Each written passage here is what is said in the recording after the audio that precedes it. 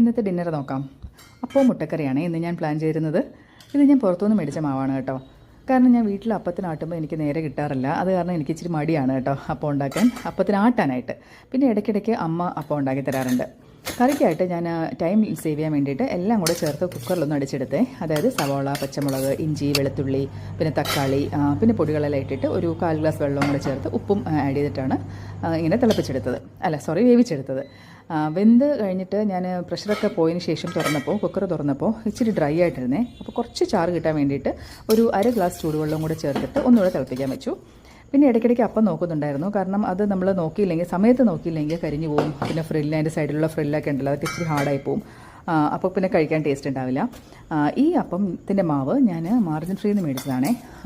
നല്ല മാവായിരുന്നു കേട്ടോ. അമ്മ എന്നുള്ളൊരു കമ്പനിയുടെ മാവാണേ. ഞാൻ ഇത്രയും നാൾ മേടിച്ചാൽ എനിക്ക് ഏറ്റവും നല്ല അപ്പം കിട്ടിയത് ഈ മാവിൽ നിന്നാണ്.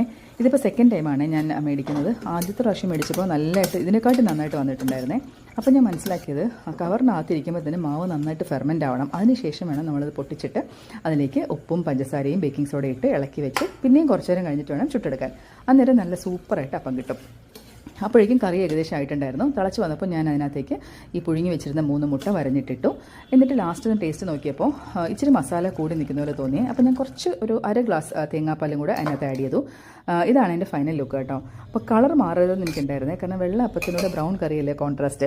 അത് കാരണമാണ് ഞാൻ കുറച്ച് തേങ്ങാപ്പാൽ ആഡ് ചെയ്തത്. അങ്ങനെ ഡിന്നർ റെഡിയായി വിളമ്പി. അതിൻ്റെ കൂട്ടത്തിൽ ഞാൻ കുറച്ച് സാലഡ് കുക്കുമ്പറും കൂടെ എടുത്തിട്ടുണ്ടായിരുന്നു. അങ്ങനെ അപ്പവും മുട്ടക്കറിയും സാലഡ് കുക്കുമ്പറും കൂടെ ചേർത്ത് ഡിന്നർ നന്നായിട്ട് കഴിച്ചു. ഇങ്ങനെ കോമ്പിനേഷൻ ഡിന്നേഴ്സ് ഉണ്ടാക്കുമ്പോൾ എനിക്ക് ഭയങ്കര ഹാപ്പിനെസ് ആണ്. കാരണം എല്ലാ ദിവസവും നമുക്കിങ്ങനെ പറ്റിയെന്ന് വരില്ല. ചില ദിവസമൊക്കെ നമ്മൾ ഭയങ്കര ടയർഡായിരിക്കും. അപ്പോൾ പറ്റുന്ന ദിവസങ്ങൾ ഇതുപോലെ നന്നായിട്ട് ഉണ്ടാക്കാൻ ശ്രമിക്കാറുണ്ട് ഞാൻ.